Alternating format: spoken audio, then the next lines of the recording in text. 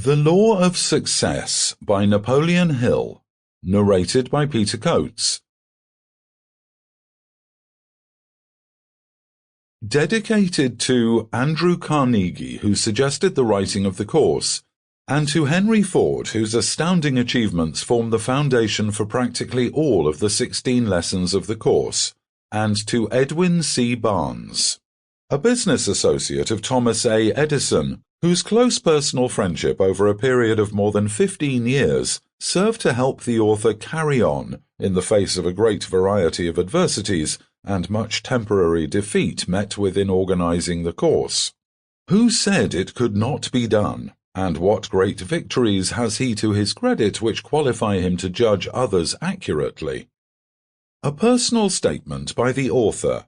Some 30 years ago, a young clergyman by the name of Gunsaulus announced in the newspapers of Chicago that he would preach a sermon the following Sunday morning entitled, "What I Would Do If I Had $1 Million." The announcement caught the eye of Philip D. Armour, the wealthy packing house king, who decided to hear the sermon. In his sermon, Dr. Gunsaulus pictured a great school of technology where young men and young women could be taught how to succeed in life by developing the ability to think in practical rather than in theoretical terms, where they would be taught to learn by doing. "If I had $1 million," said the young preacher, "I would start a school." After the sermon was over, Mr. Armour walked down the aisle to the pulpit, introduced himself, and said, "Young man, I believe you could do all you said you could, and if you will come down to my office tomorrow morning, I will give you the $1 million you need."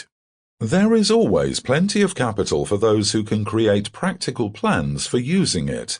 That was the beginning of the Armour Institute of Technology, one of the very practical schools of the country. The school was born in the imagination of a young man who never would have been heard of outside the community in which he preached, had it not been for the imagination plus the capital of Philip D. Armour. Every great railroad and every outstanding financial institution and every mammoth business enterprise and every great invention began in the imagination of some one person. F. W. Woolworth created the 5 and 10 cent store plan in his imagination before it became a reality and made him a multimillionaire. Thomas A. Edison created the talking machine and the moving picture machine and the incandescent electric light bulb and scores of other useful inventions in his own imagination before they became a reality. During the Chicago fire, scores of merchants whose stores went up in smoke. Sample complete. Ready to continue?